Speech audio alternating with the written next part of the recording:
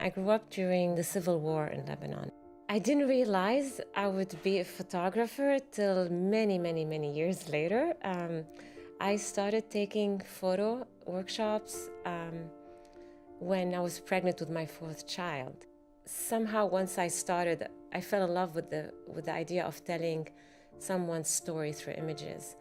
Photographing my children and photographing women in the refugee camps kind of led me to a girl in her room. So I decided I wanted to try to photograph each girl by herself and get a sense of who she is. So I've started photographing some of my daughter's friends and then asked them where they wanted to be photographed. And then when a couple of them did the bedrooms, I realized that I had a project. And Anna was one of the girls I loved photographing. I had tons of pictures of her. There's something about this photo, the way she looked, about her toe sticking out, about her hand there, the pink phone, that just felt like it was very much the perfect picture of what I remembered being like with Anna and photographing her. There's so much information visually in a lot of these rooms that it's hard to get it all at once. I could get drawn to one corner or not, but then I have to be there for a while and see this girl moving in her space, reacting to her things, and then I could see more in it. This is a moment where actually I had the camera down and I saw her sitting at her desk and saw the reflection next to the portrait she drew and the other portrait she put up there. And I just told her, okay, you stay right there. And I ran and got my camera. The portraits is not only about the face, but I love to look at the hands, the body language, and the feet.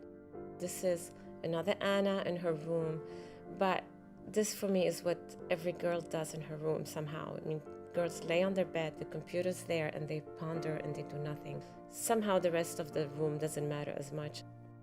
This is Helen May. I love it that she completely was playful about it. She acted for me. I mean, she wanted her slippers to be there, and I love that you see the child with the slipper, the kind of girl with the makeup and all the stuff she surrounds herself with.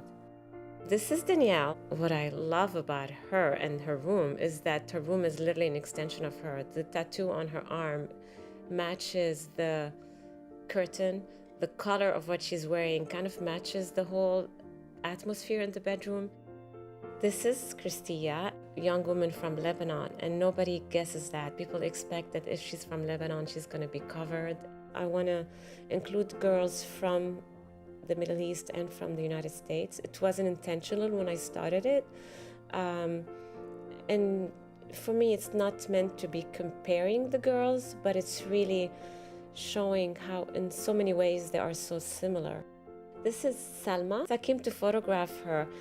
I find that there was something about her that was very adult-like and something that was very childish. And she was in some ways comfortable, and then if you look at her hand, she looks like she wasn't quite comfortable.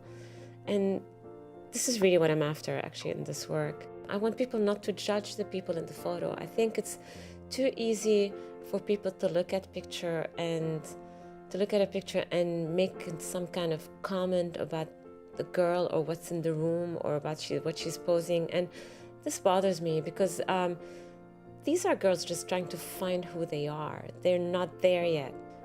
This is their bedroom. They usually shut the door. They don't want to be with anyone. They trusted me being in there with them. I hope people see that, see the beauty of what it's like, how hard it is being a kid that age, what all these girls are going through and how they deal with it, and not just judge them. I felt that I did have an intimate and beautiful collaboration. The girls were very open to that, and it was really just me and that girl in that room for close to 2 hours. And then I had to learn to kind of get to know them, but they also had to learn to trust me. And then they got into the project and the idea of what I was doing. And I would tell them, I want you to like those. I want them to represent who you are. And they got it. And it felt like it was just, I don't know, there was something about it that was therapeutic at some point. I mean, half the time by the end, the girl would be half asleep on her bed. The girls are starting to be aware of their sexuality, and there's an image that girls see the way models pose and all that, and they think they need to emulate that. But I think it's very innocent on their part. And that's important for me to understand that. So I don't want to look at it personally in any other way, at least myself.